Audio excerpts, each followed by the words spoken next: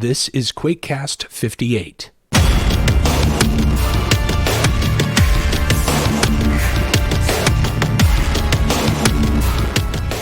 Welcome back to the Quakecast. In this episode, I welcome Carlos REVEL Lizarraga, who is creating, with his partner Miss Ember, a cyberpunk, crazy, fast-paced retro FPS called Sprawl. If you've ever wondered whether you should use the Quake engine for an indie game project, this is a must listen, and we'll give you, their perspective on whether or not you should do that. If you love 90s anime, music, and video games, this is a great episode for you.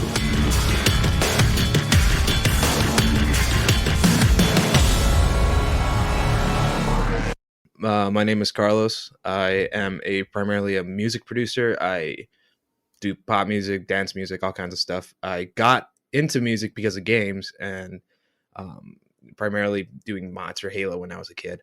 And then after that, I got back into, Quake and these games that I grew up playing because I saw the potential for a cool sort of crossover effect to happen between those two worlds. And I started getting back into Quake primarily because I was looking for somewhere to make a game. And I landed kind of here. And I found your tutorials on YouTube and, oh my God, fantastic. That really, really resonated with me because I was very much used to the Source engine. I had done some playing around there. I was a rocket jumper at one point with like top 5 times and stuff like that. Nice. Did a few maps in there. And, Source is basically just Quake on drugs. It's very, very close in terms of workflow, hammer, et cetera, et cetera. And so, yeah, I joined the Discord channel and I was basically looking to figure out how do I make a game from scratch with pretty much no experience. And I started playing a lot of Quake levels and I really fell back in love with Quake as a concept for a game, for, just the simplicity of it, the aesthetic. I think it is a beautiful looking game. And it's very inspired and very, I want to say disjointed, but I find that the sort of contrast between very disjointed ideas are they bring out interesting qualities that you otherwise don't find. And I sort of bring that over from the music side of things too. That's usually the most, my favorite type of music kind of falls in that category. So to see that in like a sort of game side of things, something that was so obviously made by people with passion, and a community that's super, oh my God. So you've cultivated a very cordial, very, open community that's so just, you ask a question, you have an answer. And that, for me, growing up on internet forums in like 2004 is like the complete opposite of the experience I had back then. So I'm sure you know what I'm talking about. Oh yeah. And yeah, I mean, essentially I was raised on those forums in a lot of ways. And that kind of stuck with me, a certain chord of like, don't pretend to even bother trying to ask a question unless you've Googled for 35 hours and tried to find your own answer, and you just cannot. Whereas here it's encouraged. It's like, yeah, like, do your own research, but obviously if like you have a question, ask and you will receive an answer. Some people abuse that, and I will sometimes. I get pretty impatient. I'm like, listen, we're not getting paid for tech support. All the stuff's kind of just right there in the manual or this video. So yeah, but in general, yeah, we try to.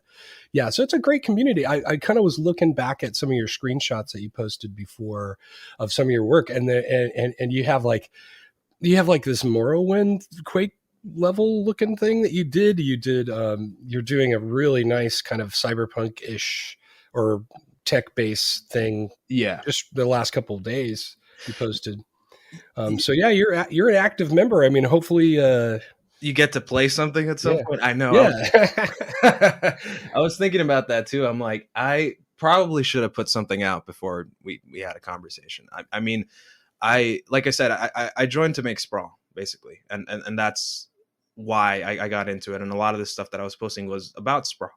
And obviously that ended up in Unreal Engine and, kind of my focus shifted into that. But at the same time, we would definitely want to talk about that for sure. But I still, right now, especially, we had this whole marketing push we did for Sprawl, like I think like a week ago. And the thing is, when you're doing content that requires that much time, you don't have time to work on the game. And not only that, but you're like mentally fatigued, and you're like, I just don't. I'm editing this trailer for hours. I'm doing this. I'm reaching out to this guy. I'm going to call every 3 minutes. I can't go back into the engine and work on the game itself. And so what I did to blow off steam, and the reason I posted those screenshots, because like I'm just going to make a Quake map. There's a simplicity to that workflow and sort of a flow state I can get into really easily.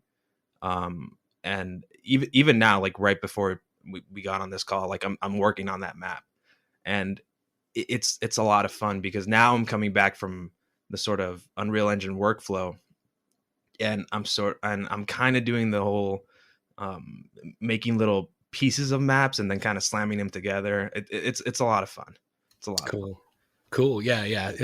Last night I fired up the Trench Broom and just did pure mapping. I turned my phone off. I disconnected from Discord completely and just launched Trench Broom for a couple hours. It was really nice because I haven't done that in a long time. But Yeah. So let's talk. Okay. So Sprawl, you're here to talk about Sprawl. I'll be on the lookout for some of those maps because the screenshots were cool. But don't worry about it. I've definitely Sprawl's got my interest. Yeah. But so a couple weeks ago, I'm like, I want to do a video that talks about, game development on the Quake engine, because this is very common. We see people come into the Quake mapping Discord or Funk message board asking these really specific questions like, can I do this? Or can I release a game using the engine? And so it always starts with that kind of stuff because, 15, 20 years ago, you could license the Quake 1 engine, I think for 10 grand. Yeah. And actually even get tech support from id. That was a long time ago. But anyway, the video was going to be, don't do it. So, and it was kind of inspired by a post from one of the Wrath developers, Skacky, on Twitter. This long tweet. I'm sure you saw it. Yes, I did. And I won't get into the technical aspects because I don't know Dark Places very well. So, but it was definitely a very interesting read, and I really felt for them because they've done so much work, and it's just got to be torture to kind of fight against some of those old tools. So anyway, tell me about the journey of Sprawl, where you started and wherever you started with it, and then how you made the transition, because that really caught my attention. Right. So it is one of those stories that just goes against like what anyone would think is a sane thing to do, even from the beginning. I'm primarily, like I said, I'm a music producer, and at the beginning of 2020, we had just done like 3 massive sold out LA shows. There was tours in the works. There was, shows here and there, like all kinds of great stuff. And, that all just kicked the bucket overnight. I remember meeting with my manager. There was like a barbecue. We were sitting down and we were just talking like, what is going to happen? He's like, well, I already know this tour is probably going to get canceled, and this is probably going to happen, and this is probably going to happen. And so I came back home and I'm like, all this work that I've put into this project specifically is now, it's gone. This blindsided me completely. I had never, like in none of my bingo cards that I have a pandemic is going to end the entire music industry overnight. Like that is unprecedented. Right. And so I sat here basically during the first couple months of the pandemic and enjoyed the qualities of, being able to drive in LA to like Buena Park and get Portillo's and come back in like 40 minutes and be like, yeah, no traffic. That's pretty cool. But then at the same time, like just sit here and be like, what do I do? Like I'm wrapping up my other outside projects. I'm doing this. Like, how do I, how do I make this work? How do I keep myself sane? Because I'm a complete workaholic. And if I'm not doing something, I literally go nuts. And at first it was like, all right, well, I'm going to learn to do this and that. And then this idea kept creeping back into my head that I've had for years and years and years of like, just make a video game. The 13-year-old inside of you is just like, make a video game and make it something that you can make a crossover effect with music, dance music specifically, because there's just this massive overlap that no one's capitalized on. Like, you'll have a label do a feature on X game or that, or like, Deadmau5 will do a song on Counter-Strike, and like, okay, that's cool, but like, why has there never been like a project that from the ground up is sort of supposed to be symbiotic between the two? And a lot of my music stylistically is, exists in this nostalgia for the mid 90s, early 2000s sort of look, aesthetic, sound, everything. And Mhm. so the game I always envisioned was it was supposed to vaguely kind of touch on that. And I experimented a bit, I Unreal Engine at first, funny enough, Unity, this, that, and none of it felt right. And I was just like, this, for a one person team to be able to pull this off, there needs to be something there already, and you need to work with the limitations. And I often find that when you're trying to emulate something, finding an old piece of hardware, for example, in music, it it's super limited, right? You're not going to be able to get very like, modern sounding stuff out of it, but that's the point. You're embracing the limitations, and Mhm. you're playing to them. That's your strength. So tell me about Sprawl, the overall concept for the game, and then we'll get into the development section. Sprawl is a retro FPS that is supposed to sort of invoke the general idea that this is a game that exists somewhere in the late 90s, early 2000s. It's supposed to make you feel like you're in an anime, specifically in Ghost in the Shell, Nice. or the Matrix or stuff like that, which are same kind of realm. It's like we wall running, slow motion, bullet time sort of stuff, like kind of like Fear. It just high octane action that's very. It doesn't take itself too seriously, and explores the aesthetic vein of Japanese anime style cyberpunk, because I feel like that hasn't been tapped into too hard. I think it's always like the Blade Runner 80s lineage of cyberpunk that everyone hammers on like the super bright neon lights and blue. I think there's a lot of qualities to that anime side of things that it's really cool. It's nice, and it's something that I'm into. So yeah, it's a retro shooter where you get to do cool stuff, jump off walls, go into slow mo, do a 360 in the air, just shoot someone in the middle of the head, and nice bloody gore going everywhere with a really, really kick ass soundtrack. Dance music that sounds like straight out of like a Chemical Brothers album, or The Prodigy, or this or that, Nice. like from the 90s, which is what I love. Mhm. And embracing those limitations, and at the same time like expanding on them, because I feel like a lot of retro shooters are like, okay, let's just do, there's demons from hell and it's on a sci-fi base, but it's also Mars, but it's not Mars, and it's like, okay, that's cool, right? I love those games, but I think you know we can push a little past that formula and do something really interesting. That's why I like, for example, Ion Fury so much, um, because it does everything right, I think. I've been looking at your videos that you sent links to, and you had your Dark Places build, and then you've sent me the most recent trailer and some footage. And I don't want to say night and day, but I actually like the new direction you're going in, to be honest with you, Yeah. because what you have is, and I could be totally wrong here, you have the feel of a quote unquote retro shooter, but you've definitely upgraded the visuals, and it's a nice combination. I loved how fast the character's moving. Just love that. I'm like, yeah, fast. Come on, faster. Honestly, even Quake is not fast enough for me. No. I'm not a Dusk fan, but I do like the movement speed. I'm like, that's the one thing I did really dig about that game. Although I haven't finished Dusk, so I mean, I don't have a good informed opinion on the whole Yeah. project. But yeah. So talk about the journey from dark, like really diving into dark places, and then you got your hands dirty, and then you made this transition. That is, yeah, that was fun. Yeah, just going back a bit on my earlier rant. I basically I was looking for somewhere to make this game on, this idea, this concept, and I stumbled onto the Quake engine. Specifically, it was around the time that I was also like, like doing my research. It's like, okay, what other games exist in this genre? And I found like a Medieval, and I found Dusk, and I found Ion Fury, and then I also found Wrath. And of all those games, Wrath really resonated with me because it had such a particular game feel. And then when I looked it up, I realized this is made in the Quake engine. I'm like, okay, that's cool. And then I started reading into it. It's like, it's all GPL, and everything is open source. And then I was doing some more research and finding like threads from Kill Pixel from like 2013 on Quaketastic or something, right? And he's basically asking like questions like, how do you make a map? And I'm like, this guy made this game. I'm like, oh my god, I can fucking do this too, right? Like there's no, the sky is the limit. And then again, it was like a lot of research and silence. I joined your Discord, and then I sat there for a couple minutes. I'm like, I can't tell anyone what I'm doing because no one's gonna believe you. It's gonna be like, okay, yeah, sure, you have no experience. You're gonna make it. Yeah, good luck with that one. And I dug up 3ds Max again, which is what I was using way back in the day.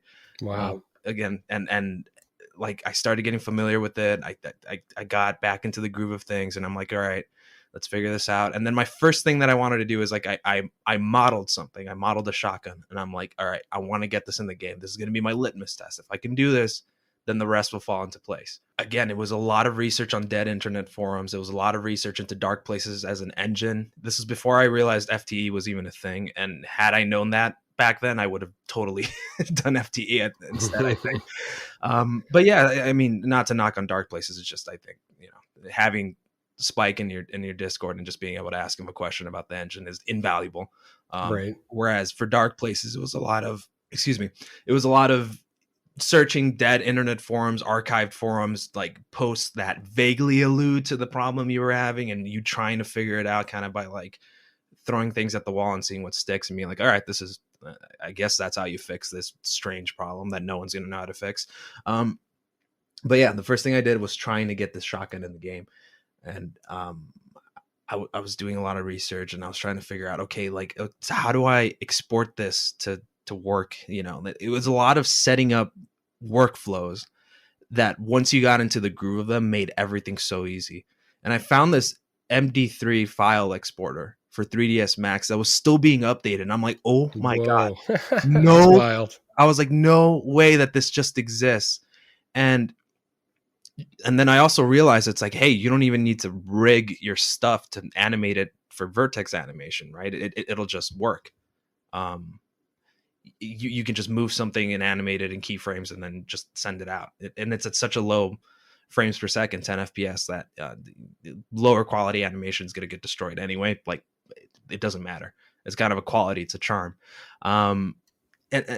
And so I animated the gun and I put it in the game, and it was like sideways and upside down. I'm like, okay, what am I doing wrong? And so I started, a lot of me figuring this out wasn't so much asking questions. It was taking all the Quake stuff and importing it into 3ds Max and just copying it 1-to-1, and then getting it back in the engine and being like, okay, I kind of understand this process now. Let's change things up a little bit.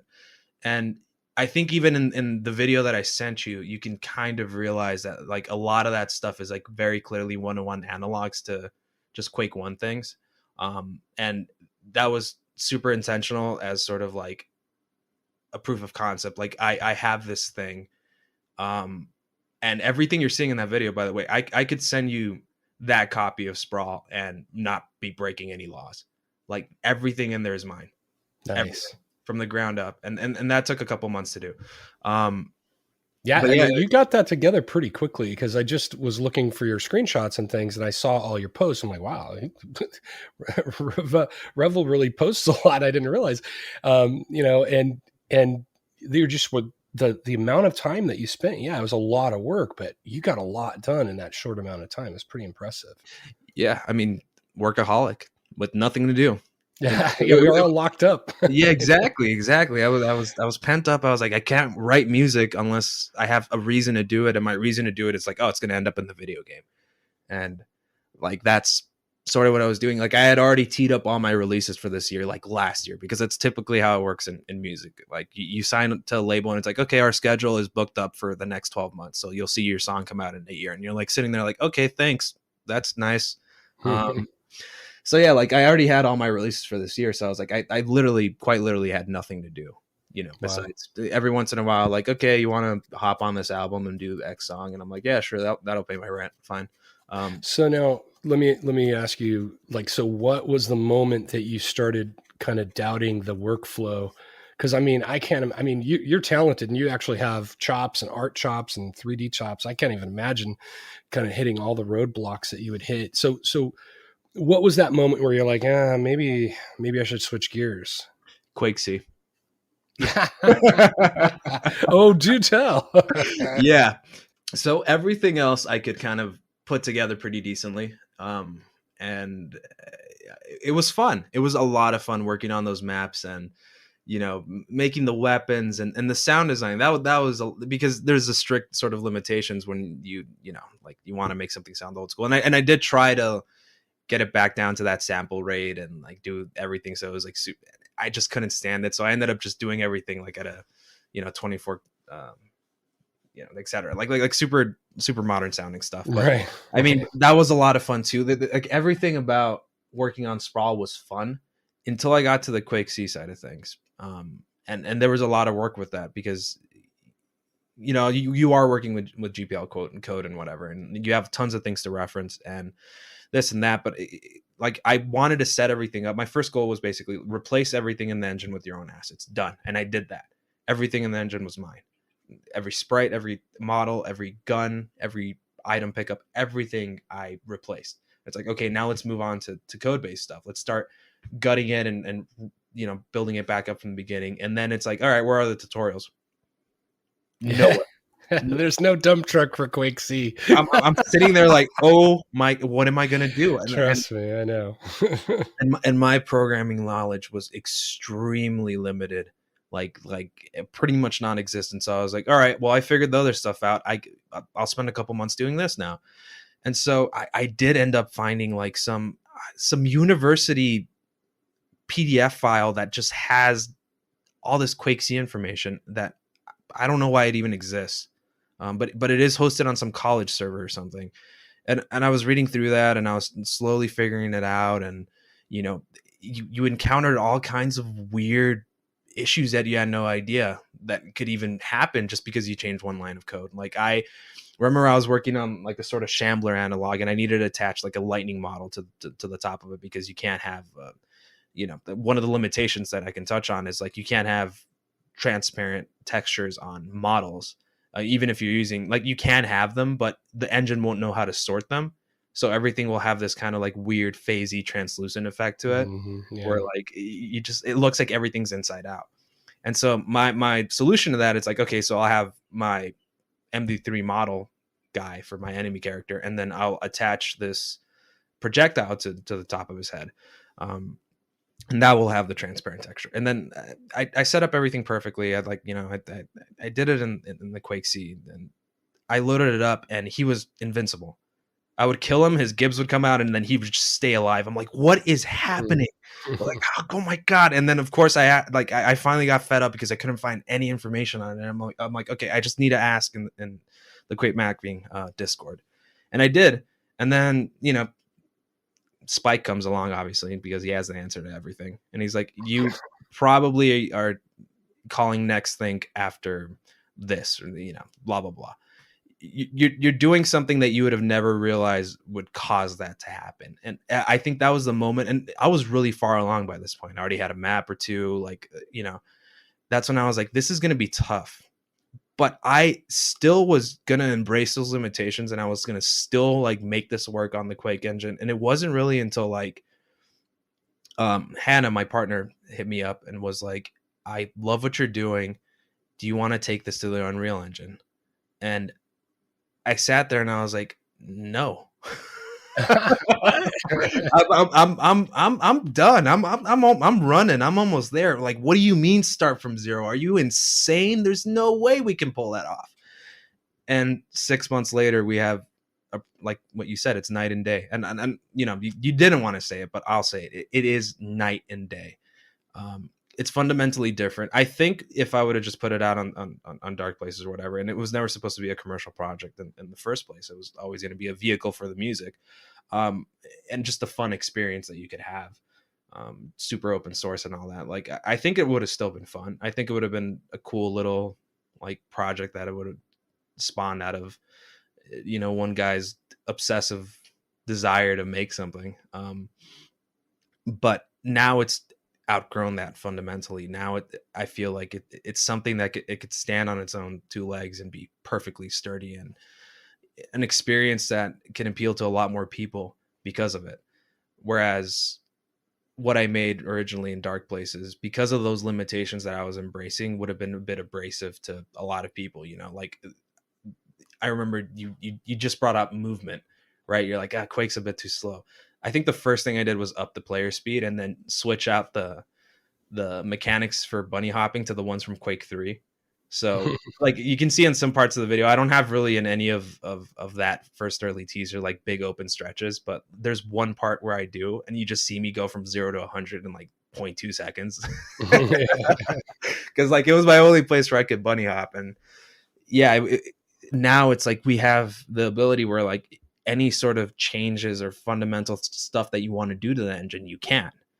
And it reacts in a way that you expect, and there's documentation when you have roadblocks, and obviously there's takeaways from both. Like I said, I still go back to Quake. I'm still making Quake maps because of the simplicity of it. That's key, and we've tried to bridge the gap between those two workflows as much as we can. But there's obviously some things that's like, okay, you're trying to do something that worked in 95. We're in 2020, Right. 2021 now. Oh my God. You know, like how there's no way. You need to just get with the times, man. Part of the reason I was going to make that video that I referred to before was that, you know, listen, there is nothing wrong with Wrath, and they're knocking it out of the park, but they have engineers, you know, they have someone that's dedicated to solving those issues for them. And in some ways, so that's a totally different ball game as opposed to being just a solo developer or a very small team. So I don't mean that Wrath is doing anything wrong, but I kind of know from firsthand experience that, you know, 3D Realms they wanted to do another retro shooter, which is now Graven, and but they wanted to use Unreal because that's what they do as a company. Yeah. And so Slipgate Ironworks is basically a game company, and they also were a developer that went and optimized Unreal Engine games for their clients. So that was way back when, but now they're developing this, you know, Graven looks fantastic. It runs great. It looks great, but it still has that old feel. And so you can do it. So different approaches. But yeah, for me personally, the reason I was going to make that video is that it's mainly the documentation and the self-learning you have to do. You've got to have those resources. You have to. And they're there for Unreal or Unity and plenty of other little smaller projects and open source things. So all those things are out there. But now I never really wanted to make games, but I'm kind of leaning into that now after playing a Short Hike. I don't know if you've ever played that game. No. It's a cute little 1 or 2 hour game, completely different. It's not a shooter. But those kind of narrative kind of stories kind of turn me on. And so I've started to look at things, and I definitely have a little bit of experience with Unreal, and then I've been researching Unity. So personally for me, I'm going to go with Unity. I might change one day, but I think that's probably the better choice for me as far as the learning, because I have a lot to learn. Yeah. You know. And I think that's the right choice. I mean, like I said, before I even got into the Dark Places side of things, I was playing around with other engines. The first thing that I tried to do was Unreal, and it is a daunting task. It's an engine that puts everything in front of you at once and tells you can do anything. So it paralyzes you into doing nothing, because you're just sitting there like, I don't even know where to start. Like oh my God, and you try to like put things in there and like nothing really makes sense, and you're just kind of, it's really frustrating because it's so like over the, like it is professional to the core, whereas Unity was kind of built from the ground up to appeal to like a more, you know, indie side of things, and Unreal Engine's the opposite. It was always a big massive video game engine for AAA studios, and kind of has tried to open themselves up to more indie projects, you know, and you can see it even in the community. Like, for example, Unity, if it doesn't come with, it comes with a lot of stuff, but at the same time, the community are the people that are picking up the slack and adding things to the engine that usually don't come with it, you know, and expanding on it and doing this and that. And there's a lot more activity from that side of things than in Unreal. Unreal, basically you get what you get. There's a few plugins you can throw in there in the mix, and that's about it. Complete opposite for Unity. But there's a definite difference between the two in terms of like how ingrained and how easy it is to do one thing versus the other. So I think you're doing the right choice.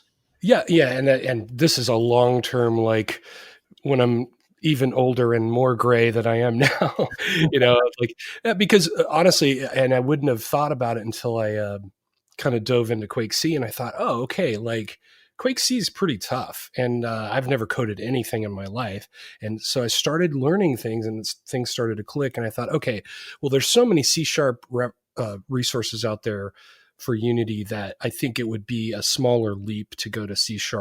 And also, I gotta tell you, the user interface to me makes a huge difference. The user interface in Unreal to me is like, what the hell? I mean, it's just, it is not to my taste, but Unity, it looks like I'm an editor. So it looks like Avid to me. You know, it's very gray, like easy on the eyes, it's really lean and stripped down. And you can even, you know, and I know you can do all this with Unreal, I'm sure, but also I think Unreal, like it definitely is better for what you're doing because you get that high fidelity, beautiful, I don't want to say crispness, but you know what I mean? That saturated feeling that it's like, it's very gamey, and the assets just feel better. As whereas with Unity, you can get that look, but it's really kind of geared towards lower poly things, 2D a little bit more than Unreal. So I mean, they're different tools for different reasons. So now, your workflow, are you using Trench Broom still? I think you mentioned that. Oh my God. I can't live without it. I really can't. Like so when we first switched over to Unreal, and it was basically starting everything from the ground up, I was introduced to the idea of like, you know, like I'd already familiarized myself a bit with how it works, and it's all basically static meshes. It's just models that you're throwing in there and like slamming them into each other and like kind of vaguely creating a map from like a block out. And I tried doing it that way, and it would work fine if we were doing a AAA in a lot of ways. If we were going with just like, you know, everything has PBR materials, right? Or everything looks super modern with like normal maps and like this and that. And like, it's a beautiful looking, like something that could be next generation. If we were just doing that workflow, I feel like it'd be infinitely easier than what we're doing. We're essentially trying to strip a lot of things away from the engine and make it work in ways that it's not typically supposed to. Like like doing the things with the static meshes and just slamming stuff together is one thing that we noticed very early on was like pixel density, right? Since we're doing unfiltered textures. And so you can see like the squares and stuff like that. And oh my God, the first thing that I noticed is how stretched they were. They were uneven. Some surfaces were bigger than the others because that's just kind of what you're expected to do when you're putting a level together. You're getting a pipe, right? And you're stretching it, making it bigger and smaller and stuff like that. And with like a super high resolution texture that with texture filtering on it, like that's no problem, right? You're slamming it like through a wall and like doing this. And like, that's how you're getting your detail into your geometry. You try to do that with stuff that looks like this, then your walls are going to look like massive, just messes of pixels. And it just did not look good. And so the first thing that I was doing is like, I was trying to solve that problem. And then, you know, there's also the issue of imprecise sort of coordinates inside of Unreal Engine, which is a thing. Like you'll have like little tiny microscopic gaps between objects that you're putting together. So the solution is to just slam them a little bit into each other. And it just did not, I wasn't enjoying doing things that way. And so the first thing I did is like, how do I solve this problem? It's like, I need to go back to doing things in Trench Broom. It's like, okay, well, I can export from Trench Broom as OBJ, and then I can throw it into 3ds Max, and then I can clean it up in there and then send it back. And that I did that for like half a second. I'm like, that's not going to work for me. What else can I do? And then I found Hemier, right? And this is before Graven was even announced. Wow. I was gonna say, you didn't do all this since Graven. Yeah, that's cool. That's really cool. No. Like we were doing this before. Like there's a lot of like funny coincidences. A lot of there's a word for it that I just cannot think of. Synchronicity. Yes. Oh my God, you read my mind. I'm a huge police fan, so there we go. It's synchronicity right there. A lot of that happened very early on. It's like when Graven was announced and then they were talking about their workflow, I'm like, that's literally what we're just trying to do. That's so funny. And Chris Holden reached out to me and was always like super invaluable with like just giving me advice and like, okay, this is what we're doing. Like, I don't know, like if you want to do that too, or yeah, Chris is great. Chris is really great about all that. He's very good dude. Super helpful to like everybody. So tell me your roles now. So Hannah is I don't know Hannah. So is are they on coding or what how are the jobs broken down? What am I trying to say? Just you're trying to figure out who's who. All right, so she's Who does what? Carmack and I'm Romero. Okay. Okay. That's an oversimplification, but Nope. we joke about that a lot too. It's like, yeah, like we're gonna start our studio, you're gonna build your engine, and I'm just gonna be like driving Ferraris and Nice. Nice. And death matching all day, right? yeah, exactly. It's perfect. I'm one and done. I'm tapping out after this one. I'll just make music.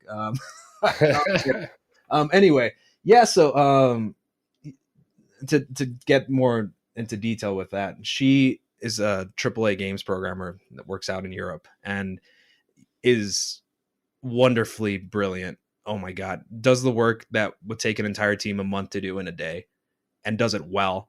Like we have had maybe 2 or 3 times that there was a bug and she squashed it every single time. She is savant level smart when it comes to this kind of stuff.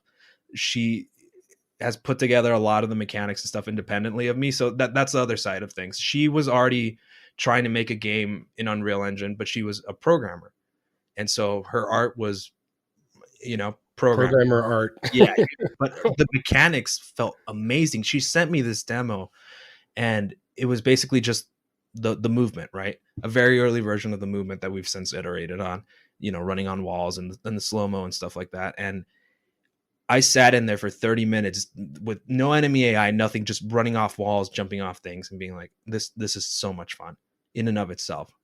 Like if this was just the whole game, I'd play this for hours, and that was kind of what converted me to like, okay, we're going to do this. So yeah, she is a brilliant, just programmer, problem solver, and it's been invaluable to this whole process. Whereas I am a wannabe 3D artist, and more specifically, I am a sound designer and engineer in that side of things. And so I have a lot of confidence when it comes down to the, to the audio of the game and how it's going to sound and the music and all that, but not so much when it comes to like the look of it. Like that I still feel like I'm learning as I go. And are you doing textures yourself? Or are you bringing Yes. in third party stuff or Everything from the ground up is done by me and her. and then were you able to bring any of your Dark Places stuff over, or you just had to, as far as texture stuff? A lot of stuff. Oh, good. Yeah, I mean, because that's how different the engines look to me. Because I didn't know. I was like, I wonder if they had to redo everything. No. They're like so. I have slowly been like, the first thing I did was import everything like from that WAD file. Like I took it all, I disassembled it, and I threw it back in. But I've learned so much since then about how you palletize things to get them to look a certain way, and like get rid of stray pixels and this and that, and like I have all those assets in the engine, and I just don't use too many of them. I use a couple every once in a while, but a lot of those textures that you see are based off the old ones, but they're done in such a way. For example, like I was having a lot of fun making maps in Trench Boom using the Macon or Macon, yeah. Yeah, Macon's texture packs, because he sets everything up in these trim sheets, right? And oh my god, that I got so used to that workflow, and I thought it was super intuitive, and it was really easy to make stuff that looked great in that art style, that I reached out to him and I was like, do you mind if I just steal that layout for this kind of stuff? And he was like, yeah, sure. Like, and he sent me like this resource basically about trim sheets and how they work and how they're used in AAA games. And he was like, I'm basically just doing this, but I'm making sure that everything lines up to the pixel grid. And I'm like, so that's the difference. That's why this works so well. And I've since taken that, and I've then taken my old texture work for the Dark Places version of Sprawl and expanded on it and turned it into like trim sheets. So like, for example, all the buildings that you see there are just one texture sheet that you then grab different pieces of and sort of make either smaller objects or bigger objects that are part of that building. And that's been it's super easy to get like stuff that looks really high quality. Like if you manually UV unwrapped it inside of 3ds Max and then textured it just with a trim sheet, and that it gives you a flexibility to do a lot of different looking stuff with minimal resources. And it also plays very easily into the aesthetic. But yes, just to go back and answer your question, like a lot of that early Dark Places stuff is still, there's a lineage, and it's going to be funny that when the game does come out, to see like the one remaining texture from those days just still and I'm gonna be the only one that notices it. I'm gonna be Hold like, out. that's humble beginnings. That's awesome. Well, no, so now tell me, the thing that I'm curious about is you kind of had a narrator in the Dark Places version, or narration, I should say. I know it's kind of a vertical slice thing and everything, but that kind of boss battle at the end, and you've done well, and you're gonna move on. Now, how much narrative work is going to be in this? Are you going to do? I don't want to say cutscenes, but are you going to do a little bit more narrative stuff? Because that's where anime really shines, is the storytelling, Yeah. and the characters. So, is how much of that will be in the final? So I like Doom Eternal's approach to just about everything. I mean, I think it's a wonderful game, but to its story particularly, it's like it's optional, 100%. Right. And that's, I think, like, we're gonna have this character that's still sort of spouting exposition at you and telling you why you need to do things and why they're important, but you'll have a little option to just be like, shut up, man, I don't care, or I just want to kill, run, and yeah, kill. exactly. Or if you want to take the time to explore, and like, there's that video I sent you. I showed you basically what comes down to, like, I don't even want to say like 25% of that level. There's entire sections that are massive that are completely optional that you can explore, and then little subsections of those too. And like, if you want to just go around and shooting and killing things, you can do that. But there's going to be audio logs and story logs and tons of lore that I'm writing, because I like to write. I've read a lot in my life, and it's something I always wanted to do too. So it just kind of works out. That's great. And I've done a lot of other weird cyberpunk tinge projects too that required a lot of this lore. So it's kind of like, hey, I can use this again. That's awesome. That's cool. Yeah. So there's going to be a lot of storytelling. There's still going to be sort of these narrator characters, and but it's all going to happen sort of like as a thing you can completely ignore if you want to, right? I really believe in, when it comes down to design, that designing for averages is the worst thing you can do. And like, there's a story with World War I fighters or World War II fighters where, they tried to design the pilot helmets, the seats, everything to an average, and they ended up fitting no one. Yeah. Because that no one exists as that average. When they started designing things to have like the reclining seats and the seat belts that are adjustable and the helmets that are adjustable, that's when it worked out. And these fighter pilots stopped crashing into the middle of the ocean. And they started seeing, like, actual tactical victories and aerial combat. And I've sort of applied that principle to just everything that I do. It's like, in games, for example, like, I think that's the best thing you can do. And that's what I want to do with the story and with just Sprawl in general. It's like, if you want to play like that, you can, and I'm not going to say no. Is it going to be a bit tougher? Sure. But, if you want to just skip the combat entirely and run straight to the end and like do it as fast as possible, it's like, I have purposely left shortcuts for that are hard to do. But if you figure out how to do the movement well enough, then you can exploit it and get out of the map and like race to the end and be there in 30 seconds. Right. And the story is going to be exactly that same thing too, where it's like, if you don't want to experience that, if you don't care for it, if you just want to play your game, fine, go for it. It's totally optional.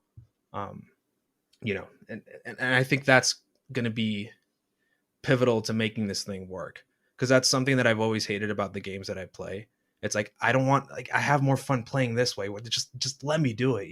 What's the scope of the project and your timeline? Because the one thing is, with indie development, it takes time, and people have lives and everything. Right now, you've got a good chunk of time to devote to it. But so when might we see something that you can probably play, like, just to the general public? It's going to be a bit. I can't say more than that, because it's super. We want to say early next year it'll be out and you'll be able to play it, and I think that's totally tangible. As far as friends of mine that get to play this thing, you might have something in your hands in 4 weeks. Dump truck. I'm just saying. Oh, damn, bummer. Yeah. It's total. As of right now, it's totally playable. Like, like that first vertical slice level is totally there, and like, you can get from the beginning to the end, and it makes sense. It's just right now it's a lot of polish and a lot of like nitpickiness, because we're both, that's the thing, me and Hannah are both control freaks, and we're both very much like, okay, this needs to be quality, this needs to be super refined and super polished before like anyone can touch it, right? And so I'm doing all the audio stuff. Literally today, I'm doing like footstep sounds, and I'm doing like, you know, sound effects for running on walls, and ambience for the world, and, you know, reverberation volumes for, like, when you're outside and you're shooting a gun, it's going to sound different from when you're inside. Like, all that stuff has to be built from the ground up. Wow, cool. But the thing is, we're at the point where it's like that polish phase is stuff that we typically are more comfortable with doing anyway. So we have a timeline where in a couple of weeks we're going to have like a very solid vertical slice that people can play. As far as how many people get to play it with, that's, you know, that's still a little bit nebulous. I just Well, and one other thing I wanted to ask you about is that it's not just going to be your cityscape that you're seeing in the trailer, right? Do you want to talk about maybe some other environments? oh Because yeah, that's that it's going to be a lot of fun. So basically, like I said, we're leaning in heavily to the lineage of like anime style, like very specifically Ghost in the Shell is like sort of designed for their environments. I think they painted the best picture of what the future will really look like. You know, they flew to Hong Kong and they built the whole city based on that look, right, when they were doing the 95 film. And I thought that that's what the future is going to look like. It's going to be super heavy slums contrasted with like very nice, you know, beautiful, like super rich areas right next to each other. mm, Like, you know, so you're going to start off in these slums and stuff that looks very much like Kowloon, like the mythical walled city they got torn down, and then what current day exists of Kowloon in Hong Kong, mhm. Yeah. with all those, like, not even the neon signs, but like the just the rusty Chinese lettering. Like, I think that's beautiful. It's going to be a lot of those environments, but then you're going to start making your way towards the center of the city, and it's just going to get prettier and prettier and nicer and nicer. It's supposed to show this like sort of divide in wealth, but at the same time you're going to go to the outskirts of the industrial zone, for example, and it's going to be very, you know, like the beginning of Blade Runner, right, where it's just, you got the fire towers and stuff like that. You're going to go into underground tunnels. You're going to go, there's going to be a lot of dynamics between the environment where each quote unquote episode is going to feel different. There's going to be like a sort of different color palette to each thing. It's going to feel like a part of a greater narrative, a part of a greater world, but there's going to be definite differences between this first level and even the level right next to it, right? um, a lot of people, the first feedback we got is like, why isn't this just a bunch of neon signs? That's what cyberpunk looks like to me. It's like, hold on, that we're getting there. You know, like Mhm. that's going to happen later. It just, I think it's important when you're building something that leans into aesthetics so heavily that you mix it up, or else you're just going to end up with a game that looks very samey from beginning to end. And that's the exact opposite of what I want to do. And with so much to pull from, like, I think it'd be irresponsible for me to neglect the various sort of ways that you can approach the aesthetic of cyberpunk as a genre, because it's so multifaceted. But I think a lot of people zero in on just one side of things and they completely, you know, they ignore the rest. So let's talk about music a little bit. Your music life, even though unfortunately it was kind of slammed shut. I went to your YouTube channel, checked out some of your tunes. I really dig it. I am one of my favorite genres. Not, I mean, you do different music, but yeah, I heard you say Chemical Brothers and like big beat techno. I kind Uh, of lived through it. So so yeah, of course, of course. yeah. I love big beat techno and My electronic music in general. So it was fun to check out that your is music. that is awesome, because that's literally what inspires me. It's that sound. Obviously, I try to take that and I'm trying to make it work with like a modern sound palette, so it appeals to a new generation. But I think there's a Sure. beauty and a magic to that sound, because everyone was just experimenting. There was no set guidelines on how do you make a dance music hit. It was sort of like you had stuff that it was all based off that like almond break. You know, some people decided to slow it down, some people decided to make it really fast, and so you have all this lineage that you can trace back to like jungle, right? Hmm. People that slowed it down ended up with big beat. And funny enough, one of my greatest accomplishments in life is actually putting out a tune on big beat records, you know, when they came back in like 2012. Nice. That's awesome. I still have that shirt. It's super worn, and like, you know, they sent me a shirt with the logo on it, and I was like, that's awesome. But yeah, I mean, musically speaking, I try to evoke as much of that sound as I can of you know, the mid 90s, the early 90s, the late 90s, and the early 2000s to an extent, but with, you know, the flavor of what the kids like nowadays, right? With a bit more refined production and stuff like that. That's awesome to hear that I mean, that's the type of music you love too. Like, I mean, uh, when I listen to dance music primarily, it's a lot of, I want to say like industrial techno and stuff like that and drum and bass, but it's also a lot of 90s music, a lot of Chemical Brothers. It's a lot of, like 95 Goldie, for example, side of things. Like, I love the metalhead sound of that era. It's so beautiful. And like, it was also a big part of, just to feed it even back into what I'm doing for Sprawl, like the sound of video games from back then. Oh my God, Yeah. that's the whole reason I got into dance music, right? Because of video games. I played Wipeout, and there was, I think, Firestarter was on it. Yeah. I And think you're right. and it also had a Photek song. And that impacted me so heavily as a kid, and it never really went away. So even 20 years later, like, I'm still, that's what I those wires got crossed so permanently that haven't been able to untangle them. It's like dance music, video games, anime, and like early 2000s movies like Blade or The Matrix, right? Where you had those like breakbeat sounds.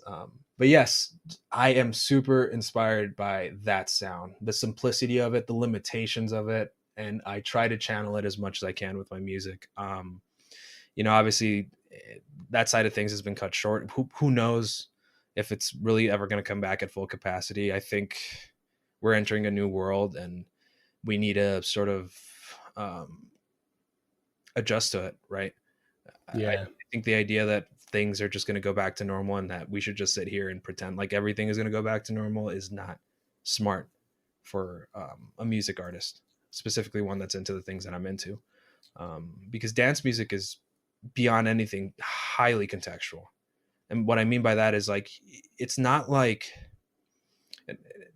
like at least now, modern dance music, it's not like it was before where you could put out an album and like it does well and you tour the album and stuff like that. Like, no, that doesn't, it relied a lot on the show, on live shows, to kind of make a living in this industry. And with that stripped away, people just relying on music to make their livings in this side of dance music it's tough. And I've seen a lot of friends that were living in LA that had just moved here right before the pandemic. Oh my God. And they just had to leave. Like, their leases are all ending, and it's like, I can't afford to stay here. Yeah. Right. Like, we had all these plans, we had all these things that we wanted to do, and now they're gone.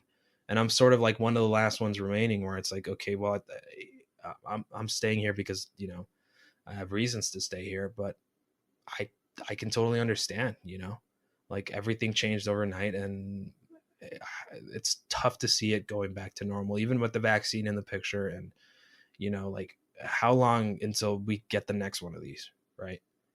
As somber Right. as that sounds, like, like, I fully expect this to kind of become a recurring thing. It maybe not in the next 10 years, maybe in 15 years, but what do you do then? Right. Right. Well, hopefully we'll be more prepared for it. And I have a feeling I'm a little more optimistic. I mean, I just know it's going to take time, Yeah. but there's such a hunger because, I'm a homebody, I'm 53, I spend a lot of time at home. I do like to get out and everything, but now I'm just like, oh, I can't wait to travel. I want to go. I want to go to places I never even thought I wanted to go. I cannot wait to get out of here and just, do stuff. Right. I'm not in my more recent life, but I definitely was a big time moviegoer for much of my life, and that's one thing I do miss. Although I think movies are garbage now. Oh yeah. I'm old. Hey, get off my lawn. No, no, But, no, no, no, no, no. You're I think movies are basically crap now. I mean, totally right. yeah, How many Marvel movies are there? I know. I just can't do it anymore. Movies have gotten worse, and I've recently, because of my girlfriend who loves 80s movies, and her parents are super into movies in general. They watch something every other day, and, like, we hang out a lot, and they've been showing me a lot of stuff from that era, and I'm like, what the hell happened? Like, what? Yeah. I had no idea that things had gone this far. And it's like, well, I think back then too, in the starting in the, I guess, the early 80s. I don't know exactly when it started, but I know I managed a video store for like 5 years. And we were just talking about this the other day to my youngest. And I'm like, It was so fun. You know, it was like the best job I ever had because I was paid to talk about movies and get people to rent movies. Yeah. And I had my regular customers that would come in. And you know, there's not a lot of analogs to that anymore. There's no more music. We were telling them about Tower Records and Virgin Megastores, and you know, I'm sure you remember all that. And it's just like it's all gone. You know, like we were telling them, you could go into a record store, and like in let's say 1984 when I was a teenager, right? And I'd go to Camel Records in Huntington Beach, and they had listening stations. They were turntables. I'd get the Depeche Mode, like shake the machine kind of remix and take it out of the sleeve, put it on the turntable and check it out before I bought it. And, you know, that was a thing that teenagers did. You just went to the record store and just check out all your albums and everything.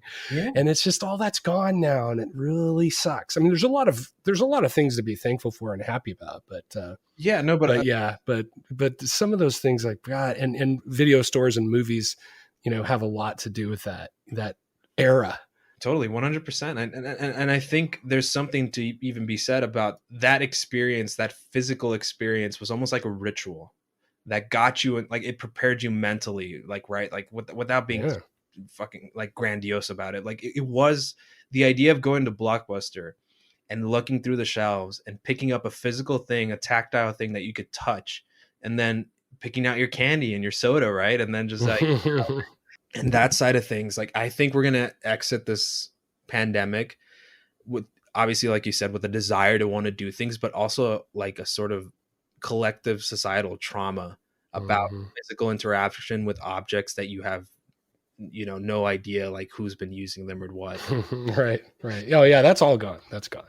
Yeah. So you started in the Quake scene and you've now moved to Unreal. You still have your toes in Trench Broom and kind of the lo-fi way of working. So now that you have this experience, obviously you're focusing on Sprawl, but what do you see far off in the future? More music, more games, more hybrid of the two?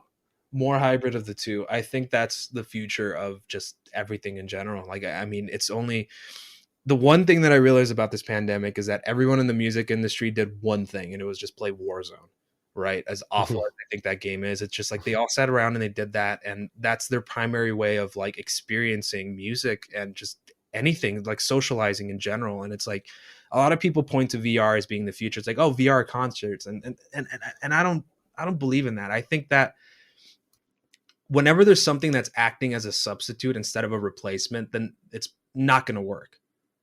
Just in general, you know, like it apply it to a more broad concept than anyone knows. It's like, imagine at school, right? Like when your teacher was out and you got the substitute, what happened? It was just chaos. Like it was a thing. Like it was a substitute. And I think everyone that's doing live stream for music, I think that kind of stuff, it's like, that's great. Don't get me wrong. But I just don't think that there is a way for you to properly monetize that. There's not a way for you to like really experience and enjoy that in the same way as going to a show. And that's always going to be a substitute for the show. Whereas sitting down and playing a video game and listening to the soundtrack and, you know, if it's multiplayer, interacting with your friends, like over a call, like that's a fun experience that, you know, is in and of itself not trying to be anything else but that. And there's going to be a definite future when people realize like you can use games as a vehicle to kind of like market something, a product, music, sound, whatever your ideas, like whatever you're passionate about. There's a way for you to frame it, and it doesn't have to be a retro FPS. It could be anything. It could be like the game that someday you hope to make, right? Imagine if you made music and then you suddenly soundtracked it, and then you're like, this is my album, but you can play it. I think that's going to be incredibly powerful, and I think that's going to be the future of a lot of things. I want to make Sprawl, and I want to put it out. I want people to enjoy it. I want people to love it, but I want to continue to do that for my own projects and for other people's projects. Like, I think that there's so many musicians that are so passionate and they love such niche things that if you could just bring it out of them, that I think they'd make something wholly unique and interesting. Like I've listened to some of Marky's tunes, for example, and I'm like, I wonder what his game would look like based on his sound. Like that's something that I'm like, super passionate about seeing Yeah. in the future, right? Talk about a renaissance man. I mean, he's an amazing level designer. Yeah. Just has such a good eye and technical ability too. And music is great. So Yeah, no, like that. I think I think if you're in music, a lot of the tastes and things that you like to do would overlap very easily with games. And this is coming from firsthand experience because it's almost the same principle, right? It's a creative endeavor, and it's an expression of yourself to the fullest extent. And you know, if you can make tunes, a lot of that idea, a lot of that workflow, a lot of your creative process translates over to making levels. And if you can make levels, then you're a few steps away from getting a game. You know, obviously there's a lot more that you need to learn and stuff like that. But I think if you're creative and inspired and you have, you know, enough dedication to have self-taught yourself to make music, which is what a lot of these dance music producers did, and producers just in general, they didn't go to school for this stuff for the most part. They just sat around and they nerded out for 8 hours a day on their computer and tried to figure out how to make music, right? That's not too far removed from like trying to like make a game, make an experience, if we're going to be a bit more open-ended about it. Right. And I definitely think that there's going to be a future for that, and I want to be a part of it, and I want to make it for people, and I want to inspire them to do it themselves, right? And I hope I do. That's what's in line for me in the future. And then hopefully, obviously, shows come back, and that's great and dandy, and I can go back to doing that and playing those and having fun, because I miss that a lot too, right? Mm-hmm. And that's something that I'll always remember, and I talk about with my friends. It's like, you remember this and that, like you remember this. Oh my God, like I can't wait. But at the same time, I this is a new thing that I've discovered that I am having a lot of fun with. And I encourage anyone out there that's creative, that wants to tackle it. If you got the time for it, you've got nothing to lose. Right. Fun. Worst case, you learn something about yourself and your skills and your abilities, and your next project will be all the better for it. So cool. Yeah. So where can people find more information about Sprawl? So you can just go on our website, sprawl.gg, and that'll take you straight to our Discord. You can watch the teaser on there. You can see some screenshots. You can email us from that website. You can check all our social media from there. That's like the one-stop shop for you to like basically get informed as to what we're doing. If you want to reach out directly to me or just to Hannah or anyone in general, like you can just contact us at our email, contact@sprawl.gg. You can join our Discord channel, and that's also on our website, and you know, ask questions, hang out. It's a fun little place. I'm going to be joining after this interview's over. Oh, right on. Right on. Go check it out. Awesome. We're going to be happy to have you there, man. That's it for this episode. Thanks to Revel for being on the show, and thank you for listening. We'll be back with a new episode fairly soon. And Michael Markey did our music. As always, I like to shout out Markey. Great stuff. So until next time, thanks for listening.